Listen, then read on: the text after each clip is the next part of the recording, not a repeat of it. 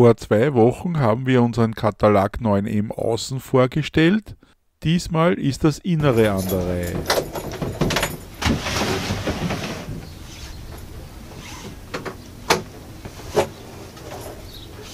Es hat vergangenes Jahr mehrere Anfragen gegeben, ob wir Squib nicht einmal vorstellen könnten, wie es innen und außen ausschaut.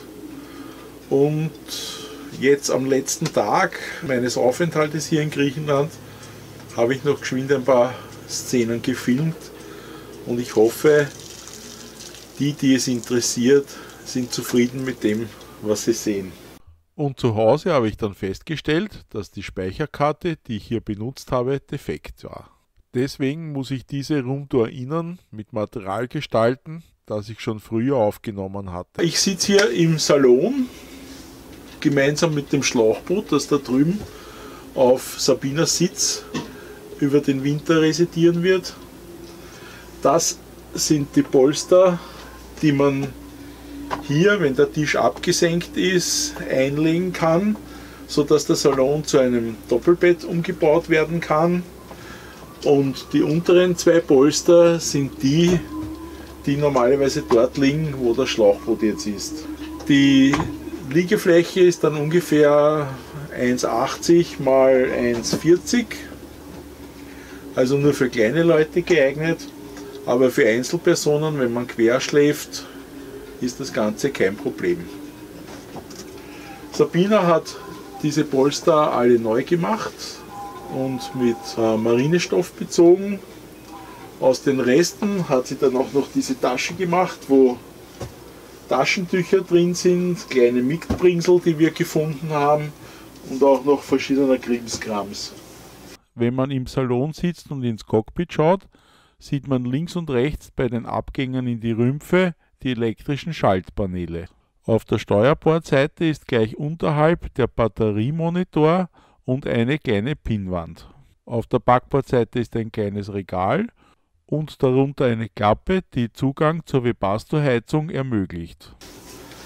Es gibt hier eine LED-Lampe und links und rechts von mir sind die Abgänge in die Rümpfe.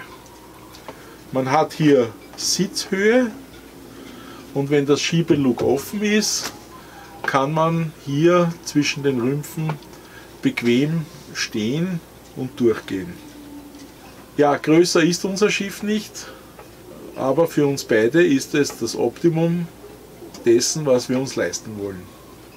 Auf beiden Seiten habe ich hinter den Sitzbänken Netze angebracht, in denen verschiedener Krimskrams gelagert wird. Ankerlicht, zusätzliche Lampe, Treibags, Stromkabel, USB-Kabel und so weiter. Und auf der anderen Seite, wo jetzt die Polster sind normalerweise unsere Lebensmittel im Bereich der Küche eingelagert. Das heißt, hier ist das frische Obst drin. Wenn wir Brot kaufen, wird es hier gelagert, ein bisschen Toastbrot und solche Sachen kommen in das Netz. Durch diese runden Fenster kann man in die Vorschiffskabine schauen, wenn der Vorhang nicht zu ist, und auch durch die Fenster weiter hinaus. Das heißt, wenn man segelt und man sitzt im Salon, hat man eigentlich durch die Fenster, wenn alle Vorhänge offen sind, eine freie Rundumsicht. Man muss sich nur ein bisschen hin und her bewegen, damit man dann wirklich alle Ecken sehen kann.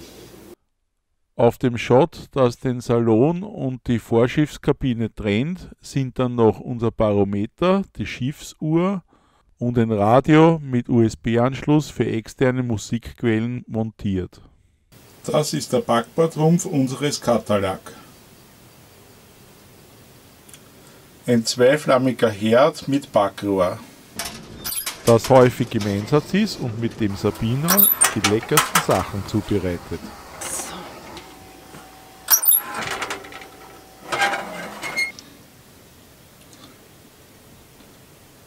Daneben unsere neueste Errungenschaft, ein 80 Liter Kühlschrank mit Frierfach und Kompressor.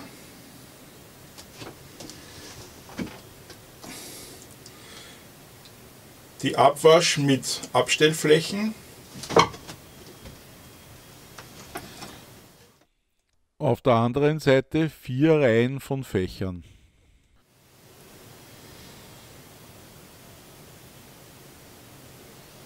Das mittlere Fach reicht auch unter die Sitzbänke des Salons.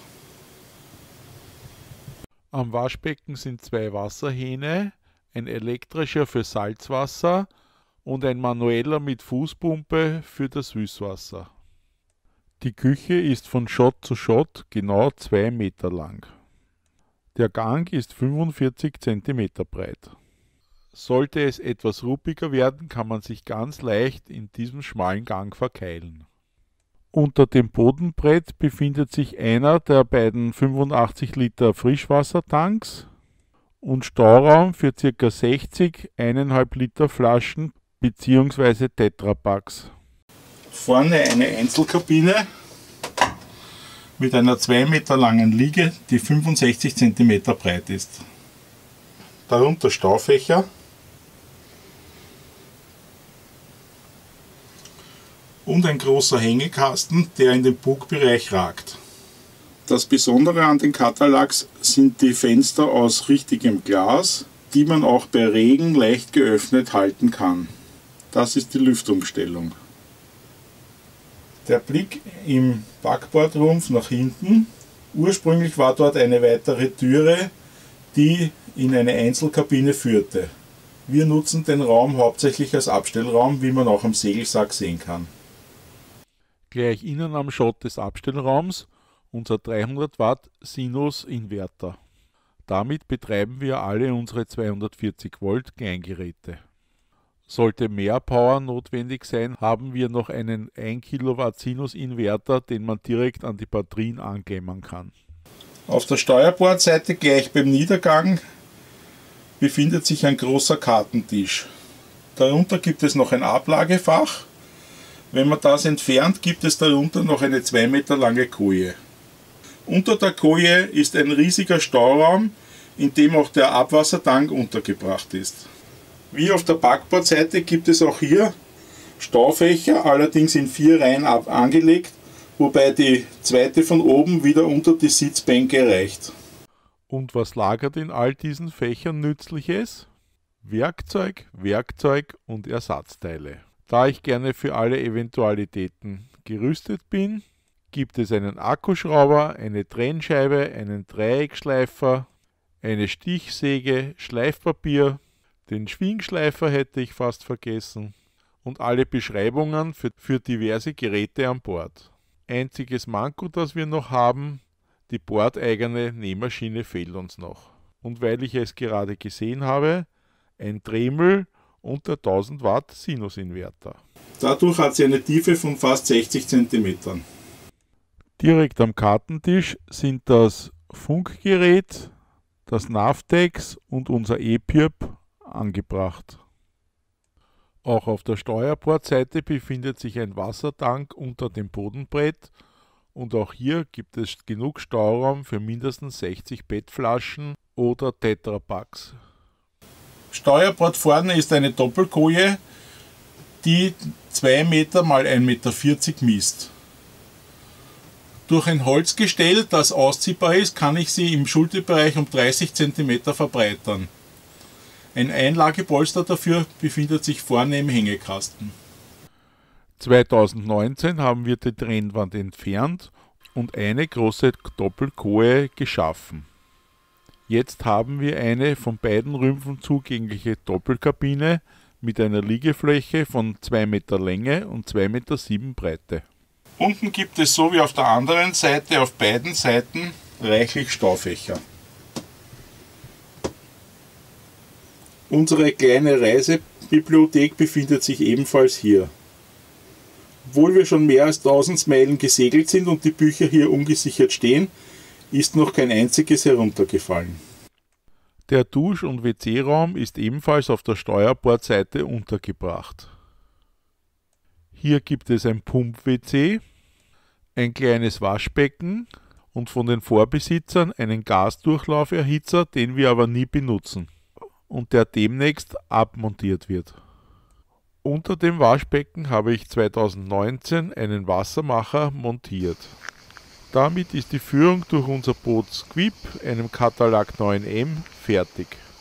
Bleibt wie immer nur noch eines: Wenn es euch gefallen hat, gebt uns einen Daumen hoch und abonniert unseren Kanal, damit ihr zukünftige Videos nicht verpasst.